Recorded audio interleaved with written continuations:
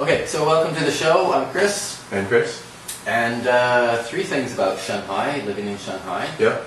In your building, I noticed that there's a chair in the elevator. There's a chair, and there's an old lady, and she's reading a book. Yeah, there's like three of them. They take turns. They have shifts, I guess. Oh, and by the way, we have two elevators, but only one is ever in use because they want to save power, conserve electricity. Okay, no, I don't understand this. I.e. save money. But see, I don't understand this. This is really confusing to me. Like, how does shutting off an elevator save any money? They seem to think if the elevator's on but not being used, it uses like electricity. So it must use some, and so they save a few cents a day, basically. So, anyways, it just makes it for a 15-story building that is full of people. Rather, you got to wait a lot for the elevator. So to speed things up, they have professionals running them, which is the ayis that you saw in there, that you've seen in there before. That was pushing buttons. Yeah, they push buttons. They're good. They know what they're doing. They can push buttons. And so can we, but they don't let us. And so they know me by sight, except for one who kept confusing me with another Lao in the building. So she'd press floor 10 and I'd be like, all Laowais look the same. That's right. So. Wow. So, yeah, they run the elevators and they run them well, but they're also gossip queens, and they're like hairdressers, but they sit in the elevators all day.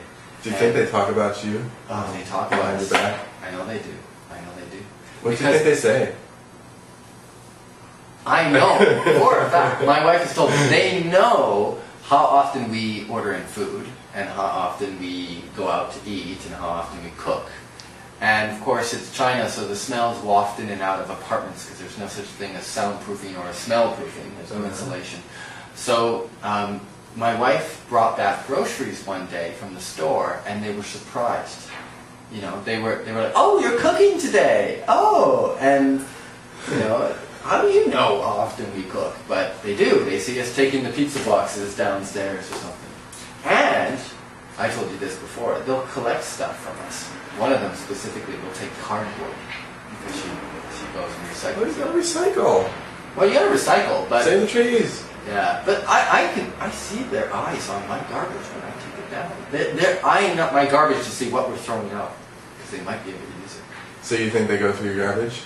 No, I don't think that, but I see them ogling it a little bit. I'm sure they go through your garbage.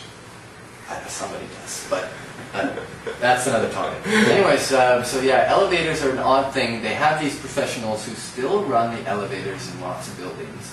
Not all of them, though. Not my building. My building, I can push the button by myself. They trust me with that. They let me. It's a big responsibility, and not everybody's ready for it.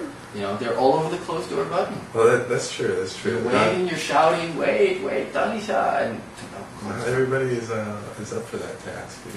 It's rough. Big responsibility. Okay, next topic. Something else in responsibility. Eating plastic toys. Mothers out there, take care of your kids. Don't let them eat any plastic toys or any other toys. Yeah, you really don't want to eat wooden toys or metal toys either. No, but the plastic ones, plastics have a lot of interesting chemicals in them, right? So you have something from the news. Yeah. A few days ago, there was a kid in Australia who ate some sort of little plastic bead for whatever reason. He was hungry and it looked good, so he ate a little plastic bead, and lo and behold, he passed out, and his parents got a little bit worried about him, And so they took him to the hospital, and it turns out he was drugged with the date rape drug. So his little plastic toy beads were filled with date rape drugs, and he ate them. And it's a bit of a new thing for toy manufacturers to be putting drugs like that into products, I guess. But sure, why not? So I guess you got to be careful. Easy way to get, kids put things in their mouths, so what are you going to do? But yeah, that's the latest in a long string of product quality issues and stuff. At least it wasn't lead paint this time. I mean, normally it's lead paint this time. Lead's bad for you, Was it a Chinese manufacturer or an American company? They were definitely manufactured in China. By who?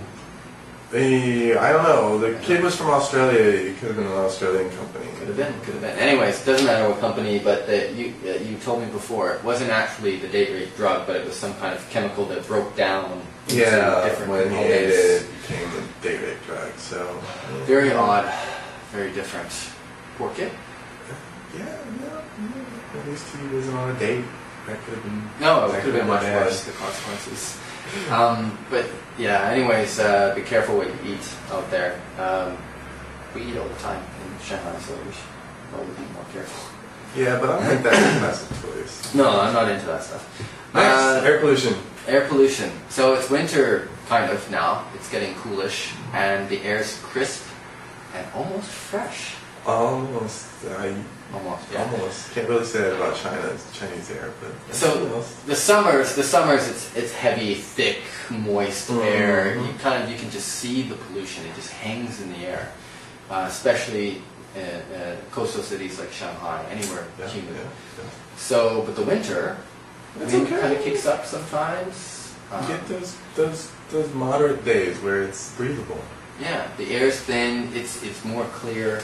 You can see even now you can almost see blue skies. Sort of. It's a little bit hazy. Oh, it's fine today. It's good today. Yeah. Mm-hmm. So it's much more breathable in the winter, I guess. The air in China. Yeah, but they burn a lot of coal in the winter. Yeah, there's a lot, but no air conditioners really. People, if you're cold, you can put a jacket on. Yeah. If you're hot, really not much you can do. So a lot of people go cheap on the heat. And they sit in their homes with jackets on rather than turn the heater on, except for us foreigners. Right? Yeah, that's very true. I've been in more than one cold apartment before. Mm-hmm.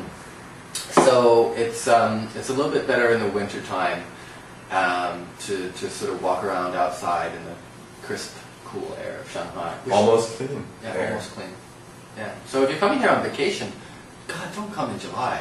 That's the worst time in the world to come. Well, August might be worse. And the guidebooks probably say come in spring or fall. But if you really want, the safest, cleanest sort of air, winter's not so bad. It's not that cold. Yeah, usually. In hotels, it's warm. Yeah. Okay. Yeah. Hotels are warm. Okay. So I guess that's it for today. Yeah. Sounds good to me. Okay. Bye.